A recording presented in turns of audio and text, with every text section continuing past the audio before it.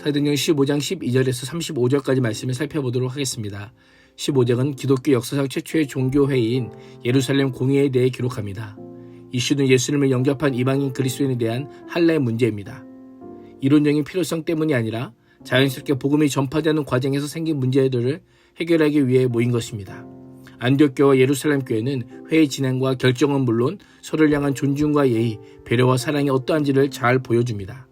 12절에서 21절은 바나바와 바울의 증언과 야고보의 결의입니다. 베드로가 자신의 경험을 소환하여 유대인과 이방인의 차별 없는 구원, 즉 하나님의 은혜로 구원받는 사실을 강조하며 발언을 마치자 온 무리가 가만히 있습니다.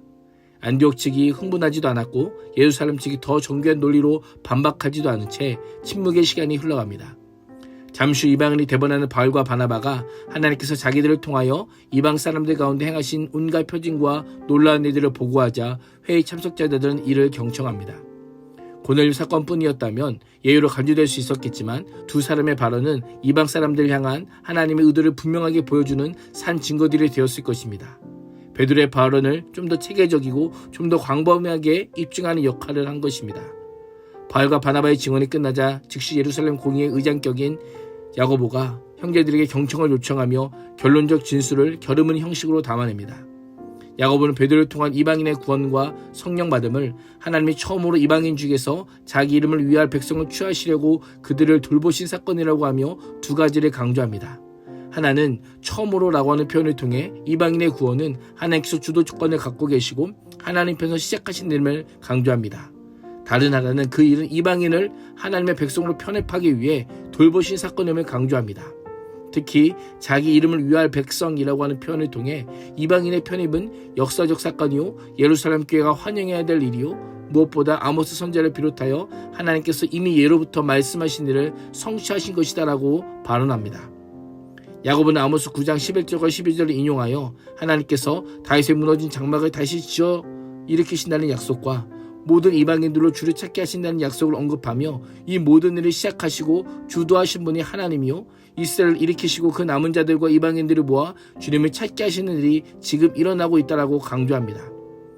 야고보는 확실한 증거와 증인의 증언, 무엇보다 성경적인 근거에 따라 자신의 판단을 정리하여 내 의견에는 이방인 중에서 하나님께 돌아오는 자들을 괴롭게 하지 말자라고 이야기합니다. 예수님을 믿음으로 하나님께 돌아오는 이방인들에게 할례를 강요하거나 요구하지 말자라고 하며 본인이도 지기 어려운 무거운 멍에를 지워 괴롭히지 말자라고 주장합니다.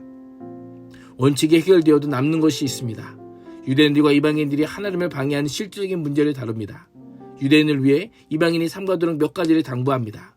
다만 우상의 더러운 것과 음행과 목매어 죽인 것과 피를 멀리하라라고 선언합니다. 네 가지 내용들이 이방인들에게 익숙한 신전 문화를 배경으로 하고 있습니다. 주께 돌아온 일은 이방 신전에서 하나님께 돌아온 것이기에 옛사람의 방식을 벗어버릴 신앙적 책임이 필요함을 강조합니다. 야고보가 회의의 결론을 내는 부분은 우리에게 한 가지 지혜를 줍니다. 야고보는 가장 먼저 대립되는 의견들과 경험을 진지하게 듣습니다. 그 후에 성경을 토대로 벌어진 일들을 해석하고 이를 통해 하나님의 사역 원리와 뜻을 분명하게 한 회의를 통해서 진리에 이를 뿐 아니라 공동체를 하나로 묶는 지혜로운 지도력을 발휘합니다. 또한 그들은 하나님의 일하심에 대해서는 열린 마음을 가지고 있었고 성령의 역사와 사역에 맞지 않는 것이라면 어떤 특권도 포기하고 내려놓을 자세가 되어 있었습니다. 예루살렘 공의의 진행과 발언, 결론은 본질을 타협할 수 없지만 비본질을 공동체의 유익을 위해 상호 양보하며 배려하고 사랑하는 모습이 필요함을 알려주고 있습니다. 22절에서 29절은 이방 교회에 보내는 편지입니다. 예루살렘 교회 사도들과 장로들과 온 교회는 야고보의 제안을 수정없이 수용합니다. 예루살렘 교회는 바사바라는 유다와 실라를 대표로 보내어 회의 결과를 안디옥 교회에 알리기로 결정합니다. 유다와 실라 손에 들린 편지는 야고보가 결의한 내용을 골자로 한 서신입니다. 발신자는 예루살렘 교회 사도들과 장로들이고 수신자는 안디옥과 수리와 길리기아에 있는 이방 형제들입니다. 편지의 내용은 안디옥 교회들에게 할례를 강요한 일부 유대인 신자에 대해 무례함을 사과하고 이방 형제들에게 그 어떤 것도 짐지우지 않겠다라고 합니다. 다만 회의에서 결의한 네 가지 사항, 우상제물과 피, 목매어 죽인 것과 음행은 신앙생활에 요긴한 것들이기에 스스로 멀리해줄 것을 당부합니다. 교제를 위해서뿐만 아니라 하나님을 올바로 섬기기 위해서라고 합니다. 30절에서 35절은 유대교회와 이방교회의 하나됨입니다. 유다와 실라는 바울과 바나바와 함께 안디옥에 도착하여 온 교회를 다 모아놓고 그 편지를 전해줍니다. 곧장 안디옥 교회 성도들이 한데 모여 큰 소리로 서신을 낭독합니다. 온 회중이 권면과 위로의 말에 기뻐합니다. 유대교와 이방교회가 복음의 능력 안에서 인종과 민족, 종교적으로 가로막혀있던 거대한 담장이 무너져 내리는 순간입니다. 예루살렘 교회에서 대표적으로 파송받은 유다와 실라도 가르침을 통해 많은 사람들의 마음을 굳게 합니다.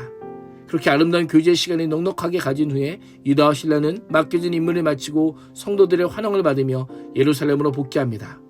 바울과 바나바는 안디옥에 머무르며 있으면서 다른 사람들과 함께 주님의 말씀을 가르치고 복음을 증거하는 사역을 계속해서 담당합니다.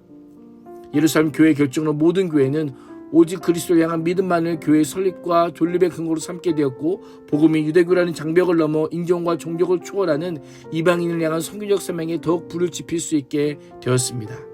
바울과 바나바는 지속적인 가르침과 전도 사역을 이어가면서 이방을 향한 또 다른 도전을 준비하고 있는 모습을 보게 됩니다. 예루살렘 공의회는 오늘을 사는 우리에게 그리스도의 삶은 믿음과 은혜로 시작될 뿐만 아니라 은혜와 믿음으로 계속되어야 함을 알려줍니다. 그리스도의 삶은 율법이 주장하거나 구속하는 삶이 아닌 열매로 실증되고 역사로 증명되며 성경으로 확증된 진리이며 예수 그리스도 복음이 주장하는 삶임을 기억할 수 있기를 주님의 이름으로 축복합니다. 기도하겠습니다. 하나님, 믿음과 은혜로 시작한 신앙생활을 믿음과 은혜로 계속하여 복음의 진리를 삶으로 살아내게 하여 주옵소서. 예수님의 이름으로 기도합니다. 아멘.